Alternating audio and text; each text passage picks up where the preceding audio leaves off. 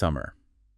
Ah, just hearing the word, you can almost feel it, right? That warmth, the energy, maybe the distant sound of a festival stage. Definitely. And summer 2025, the music scene wasn't just warm, it was seriously hot. Incredible energy, packed shows. Yeah, the kind of live shows that just leave you buzzing afterwards. Exactly. And that's what we're diving into today. We've got this great CBS News report plus a photo gallery, and we're pulling out, the key moments, the standout acts from summer 2025. Our mission, basically, is to figure out who played where, what made these gigs special, and give you the inside scoop on the biggest musical happenings. And it was such a huge range of music. You had these iconic rock bands, massive pop stars, cool indie acts popping up. Truly something for everyone. And a lot of it, as we'll get into, really orbited around one massive event. Yep. Summerfest in Milwaukee. Right. But before we jump into Summerfest mania, let's rewind a bit. How did things really start heating up back in early spring? Good question. Well, things kicked off pretty intensely. Deftones, for instance. Oh, yeah. Deftones in Chicago. United Center, March 31st.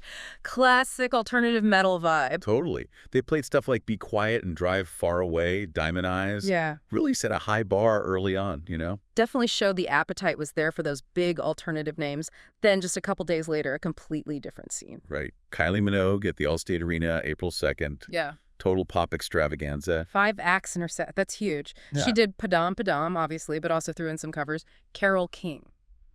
Nick Cave. Yeah. Talk about unexpected range from a pop icon. It really is. And then, almost immediately after that, the vibe shifts again. Over in St. Charles, classic rock voices took the stage. At the Arcada Theater, yeah. Yeah. Michael Monroe from Hanoi Rocks was there April 6th. Kicked off with Dead, Jail, or Rock and Roll. Yeah. Classic. And then just a few days later, Jeff Tate, original voice of Queensrÿche, on that same stage. It's fascinating, isn't it? Yeah. Seeing that enduring appeal of classic rock right alongside current pop. Absolutely. That mix really defined the early season. And then My Morning Jacket launched their big 2025 tour. Started in Milwaukee, right? Riverside Theater, April 18th. But that tour was massive, stretching all the way into November. Yeah, and that tells you something about how bands tour now. It's not just about one album cycle. It's this sustained thing. Hitting festivals, headline shows, keeps the engagement going. More of an ongoing experience for the fans. Exactly. And speaking of connections, OK Go came back to Chicago. Oh, the homecoming show. Yeah. Riviera Theater, April 25th. They played stuff from their new album and The Adjacent Possible. Always special when a band plays their hometown. Definitely an extra buzz in the air for those shows. You feel that connection. And then there was Trivium, celebrating a big milestone. Right. The Poisoned Ascendancy Tour. Aragon Ballroom, April 26th. 20th anniversary of Ascendancy. And here's the interesting part. They said this is the last time they'd play those songs live, like Pull Harder on the Strings of Your Martyr and the rest. That's a smart play, actually. Creates that must-see moment, Limited time offer, plus it frees them up later to focus on newer stuff. It's kind of strategic. Acknowledging the past but looking forward.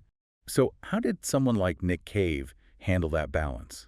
Well, Nick Cave and the Bad Seeds did 2 nights at the Salt Shed in Chicago starting April 28th, part of the Wild God tour for the new album. Wild God, yeah. Songs like Frogs, Joy. Exactly. They just wove the new stuff right in with the classics. It wasn't about retiring anything, more like showing how it all connects, a continuous story. Makes sense.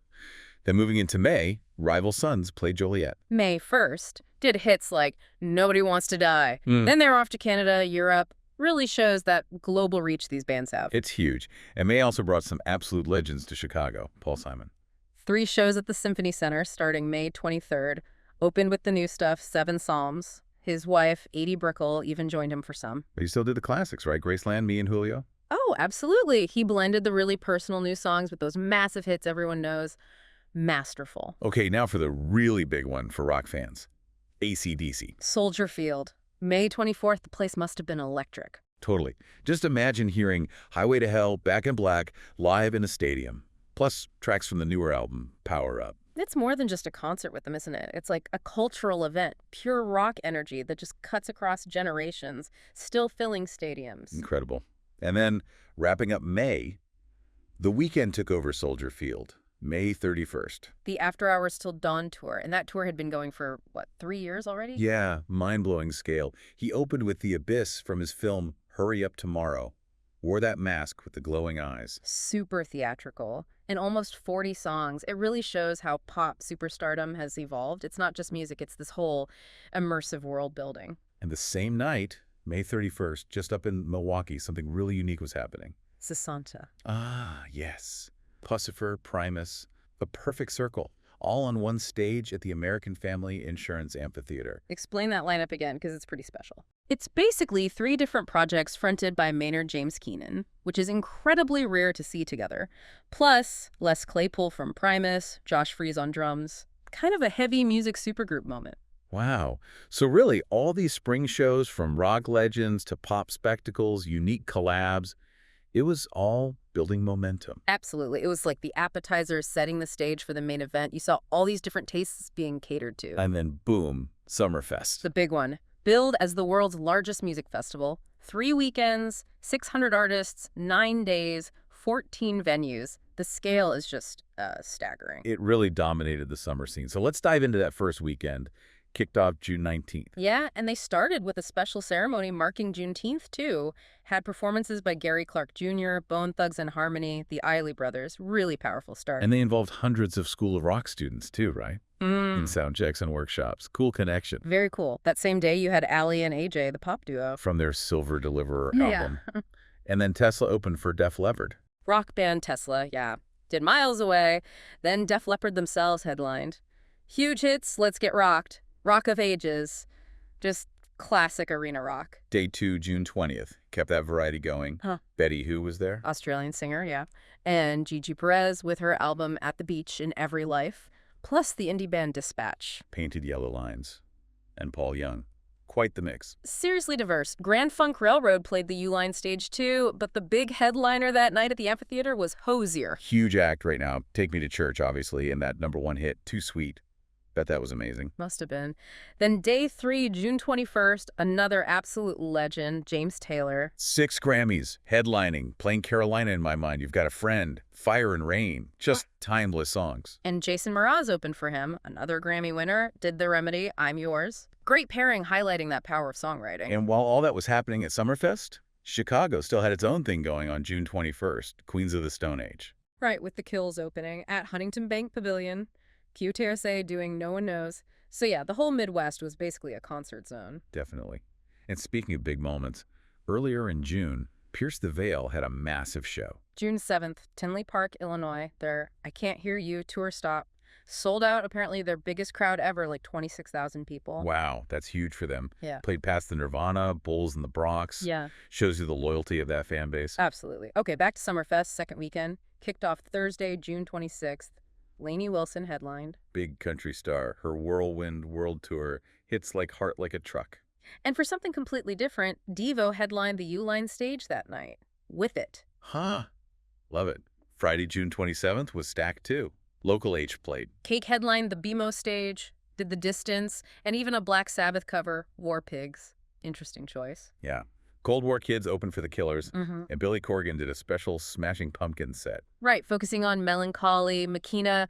Revisiting specific eras like that is a cool treat for fans. Definitely. Meanwhile, down in Tinley Park again, Chris Stapleton played June 28th. His All-American Road Show. Just pure quality songwriting and performance. And that Saturday, June 28th, wrapped up Summerfest's second weekend. A lot of different sounds again. Yeah, you had rapper Chucky. Small pools open for Young the Giant. Young the Giant headlined the U.S. Cellular stage.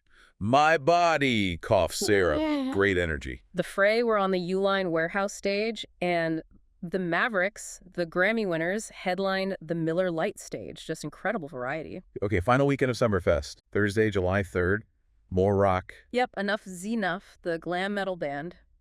They had a new album out, Extra Cherries. Plus indie acts like Freako and Lovejoy, keeping it fresh. And the big amphitheater headliner was Benson Boone. Ah, the guy known for singing and doing somersaults on stage. That's him. Huge album, American Heart. Played songs like Sorry I'm Here for Someone Else. The Aces open, he's really blown up. Shows the power of going viral, right? Okay, July 4th at Summerfest must have been buzzing. Totally packed. Plague Vendor, then punk legends Social Distortion on the Miller Lite stage. Alex Warren was there too, with his #1 hit, Ordinary. Plus classics like Gary Lewis and the Playboys. And We Came as Romans, the metalcore band, opened for Bad Omens. And who better to headline the BMO stage on the 4th of July Then Chicago. Perfect. Playing Beginnings, Saturday in the Park, 25 or 6 to 4, just iconic American music. Amazing. So final day, Saturday, July 5th. How did it all wrap up? Well, you had Sophie Hunter's alternative pop rap, then something really unique. Babymetal headlined the U-Line stage. The Japanese kawaii metal group, that blend of J-pop and metal. Wild stuff. Definitely a spectacle. Hippocampus opened for the final main stage headliners. The Lumineers, Cool. closing out the whole festival at the amphitheater. Yeah, the alternative folk band, played from their album Automatic. Kind of a reflective, powerful way to end such a massive, high-energy event. What a ride. So we've covered so much ground, from those early spring shows to the absolute marathon that is Summerfest. Looking back at it all, what are the big takeaways for, anyone who loves live music? Well, I think the first thing that just jumps out is the sheer diversity. You had legends like AC/DC and James Taylor playing alongside current megastars like Hozier and Benson Boone, plus all these niche genres and indie bands. Right, it wasn't just one sound dominating.